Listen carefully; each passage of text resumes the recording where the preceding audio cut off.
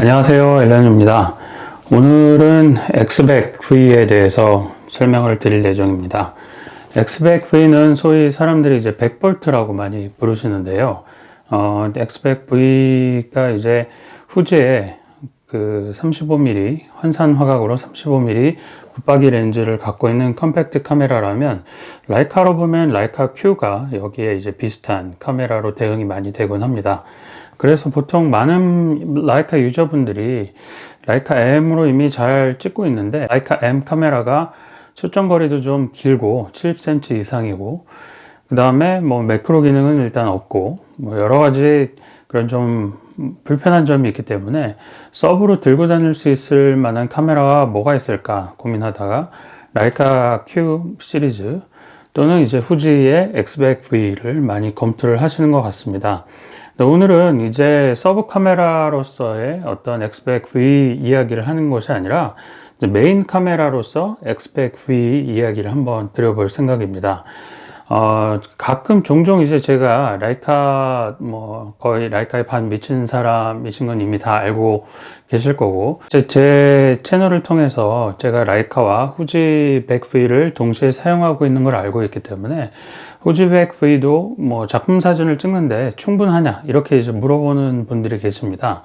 근데 작품 사진의 기준이 다르긴 하지만, 제가 상업사진을 찍는다고 하면 상업사진의 결과를 작품사진이라고 가정하자면, 저는 후지 엑스백 V를 상업사진을 찍는데도 전혀 무리가 없는 카메라라고 생각을 합니다. 사실 과거에는 엑스백 V 이전에는 그렇게 생각하지 않았거든요.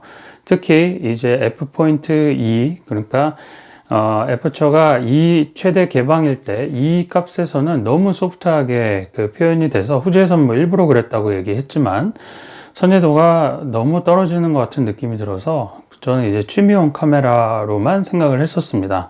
하지만 이 100V를 제가 구매하고 나서 깜짝 놀랐던 건, 기존에 제가 사용해봤던 엑스백 S나 뭐 FT 이런 카메라랑은 전혀 종이 다른 그런 카메라라는 느낌을 받았기 때문입니다. 특히 엑스백 V부터 F2에도 선명한 화질이 나오는 것 뿐만 아니라 조금 조여서 뭐 F4 정도만 사용하더라도 굉장히 선명한 그런 화질을 보여주는데요. 종종 이제 제가 그 어떤 카메라로 찍었는지를 써놓지 않으면 라이카로 찍었는지 후지 엑스백 V로 찍었는지 그 혼동하시는 분도 많이 있을 정도로 선회도가 이제 상당히 좋은 카메라라고 생각을 합니다. 그래서 뭐 결론은 작품 사진을 찍는데도 전혀 부족함이 없다 라는 이야기를 드리고 싶고요.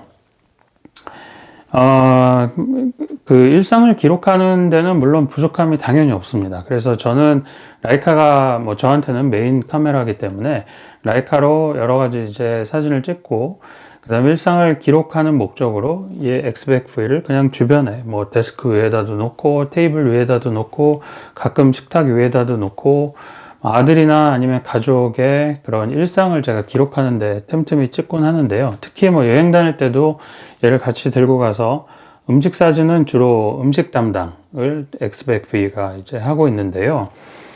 그렇기 때문에 이제 일상 사진을 찍는데도 너무 좋습니다. 근데 많은 분들이 그럼 엑스백 V를 사용할 때 후지가 이제 필름 시뮬레이션을 다양하게 지원하는데 어떤 필름 시뮬레이션을 주로 놓고 사용하느냐, 물론 이제 그 부분은 선호도가 다 있으시겠지만, 개인차가 있으시겠지만, 저는 특별히 그 이제 필름 시뮬레이션을 선택하지 않고 일단 로우 파일로 촬영을 합니다. 그 다음에 로우 파일을 라이트룸에서 불러 들어오면 그 이제 카메라에서 지원하는 그런 모든 필름 시뮬레이션에 대한 프로필이 그 라이트룸 보정 툴에서 뜨는데요. 이제 화면을 제가 보여드리겠지만, 거기서 이제 어떤 그 컬러 프로필이 어울리는지를 선택하는 편입니다. 뭐 대체적으로는 그냥 어도비 스탠다드를 선택하는 편인데요. 종종 후지의 클래식 그 크롬이나 아니면 클래식 네거티브 또는 아스티아 아니면은 뭐 이터나 이런 부분이 굉장히 유용하게 사용되는데요. 특히 음식 사진 같은 경우에는 그 후지의 이터나 필름 시뮬레이션이 저는 참 좋더라고요. 그 채도가 차분하게 좀 빠져 있고, 그 다음에 안부와 명부가 고르게 되어 있는 개조가 굉장히 좋은 컬러가 나오기 때문에 이 녀석을 가지고 음식 사진을 촬영하면 그냥 먹음직스럽고 너무 과하지 않은 그런 결과를 얻을 수 있어서 종종 음식을 이터나로 촬영하곤 합니다. 근데 또 이어서 이야기할 이제 동영상에도 이터나 필름 시뮬레이션이 상당히 유용한데요. 이 동영상 촬영을 할 때는 카메라에서 만들어주는 컬러 프로필이 있는 반면에 후보종으로 또 만들어내는 컬러 그레이딩 그런 작업을 할 때 유리한 그런 파일이 있습니다.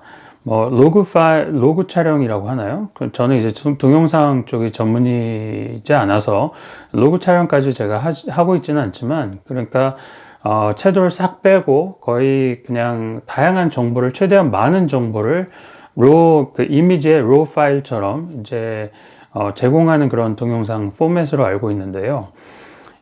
그런데 이터나 같은 경우에는 그런 그 파일 용량이 정말 엄청나게 큰 로그 파일도 아니면서 채도가 무난하게 좀 빠져 있고, 그 안부도 잘 표현되어 있고, 명부도 너무 눈이 부시지 않는 그런 무난한 뉴트럴한 색감을 영상에서 뽑아주기 때문에 그 녀석으로 그냥 설정해 놓고 제가 컬러 그레이딩 할 때 거의 만지지 않고, 약간의 컨트라스트만, 영상이 너무 부드럽다고 하면 약간의 컨트라스트를 더 준다거나 뭐 뺀다거나 아니면 채도를 조금 더 한다거나 뺀다거나 이런 작업을 아주 마이너하게 하고 이제 영상을 사용하곤 합니다.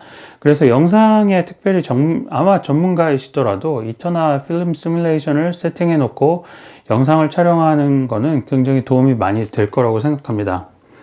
특히 후지 같은 경우에는, 뭐 저는 이제 라이카 같은 경우에는 후면 LCD를 완전히 끄고 사용하지만, 얘 이제 화면이 상당히 이렇게 이제 완전히 젖혀지기도 하고, 뭐 이렇게 이제 여러 가지 각도로 이 화면을 조정할 수 있는 게 상당히 도움이 되는데요. 동영상을 촬영할 때 두 손으로 이렇게 쥐고 어디를 바라보느냐에 따라서 이 후면에 LCD를 각도를 조정해서 쉽게 이제 촬영할 수 있기 때문에 종종 유용하게 사용하게 되는 것 같습니다. 그래서 이제 그 엑스백 V 같은 경우에는 작품 사진을 찍는데도 저는 충분히 그 훌륭한 카메라라고 생각하고, 또 일상을 기록한다고 하면 더없이 그 부족함 없이 충분한 카메라라고 생각하는 한편, 사진뿐만 아니라 영상까지도 얘로 한 번에 만족할 수 있는 그런 카메라라는 생각이 들어서, 여러분들이 이제 후지로 메인 카메라 엑스백 V로 메인 카메라 써도 될까? 뭐 이런 고민을 하신다고 하면 그냥 고민 없이 한번 시작해 보라고 좀 권장을 해드리고 싶습니다. 그 다음에 이제 또 하나의 후지 엑스백 V, 뭐 비단 이것뿐만 아니라 후지의 다른 기종도 마찬가지일 텐데요. 큰 장점은 이 후면에 메뉴에서 좀 디테일한 설정이 가능하다는 것입니다. 그러니까 만약에 내가 후보정하기 싫다라고 하면 필름 시뮬레이션에서 커브 값을 조정할 수 있는데요. 그래서 마치 후보정한 결과처럼 인 카메라 내에서 어떤 일종의 보정을 찍자마자 보정이 되는 거죠. 그런 결과를 이제 얻으실 수가 있는데요.